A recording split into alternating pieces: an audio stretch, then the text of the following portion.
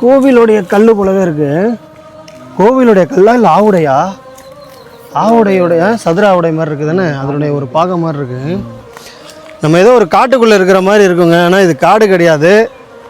ஒரு நல்ல கிராமத்தினுடைய மையப்பகுதி, சுற்றி வீடு இருக்குது. வீடுகளுடைய தோட்டப்பகுதி தான் இது. பக்கத்தில் ஒரு குளம் அமைப்பு கூட இருக்குது. அரியலூர் மாவட்டம், திருமானூர் வட்டம், அங்கே இருக்கிற காமராசவள்ளி அப்படிங்கிற ஒரு கிராமத்தில். ஐயோ எவ்வளோ பெரிய சிவலிங்கம் வர்றப்பா! இப்போ கோவில் இருந்ததுக்கான அடையாளங்க, பேஸ்மெண்ட் அதனுடைய அடையாளம். பாடி எவ்வளோ பெரிய சிவலிங்கம், பெருசாக இருக்கு.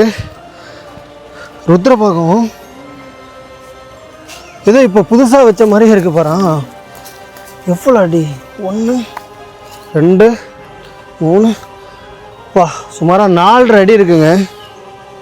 கஷ்டமாக இருக்குது. எப்படி இப்படி ஊர் இருக்கிற பகுதியில் இப்படி ஒரு சிவலிங்கத்தை விட்டுருக்காங்க அப்படின்னு தெரியல.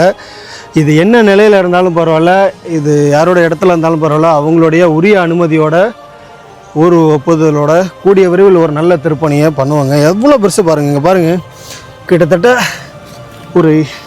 கிட்டத்தட்ட பாருங்கள் ஏன் நீளத்துக்கு உள்ள ஒரு சிவலிங்கங்க. மனசை கேட்கல. அதுலேயே பாருங்கள் சிவசிவான்னு எழுதி, இப்படி எப்படி வணங்குறதுன்னு தெரியாமல் அதில் சிவசிவான்னு எழுதி இங்கே பாருங்கள் சூளத்தை வரைஞ்சிருக்கிறாங்க.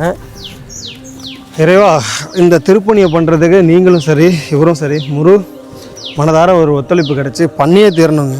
இப்படி ஒரு சிவலிங்கத்தை நம்ம விடவே கூடாது. சதுரா உடையாக இருந்திருக்க வாய்ப்பு இருக்குது. அதனுடைய ஒரு பாகம் நான் ஆரம்பத்திலே காட்டியிருப்பேன். கூடிய விரைவில் திருப்பணியில் சந்திக்கலாம்னு நினைக்கிறேன். பார்ப்போம்.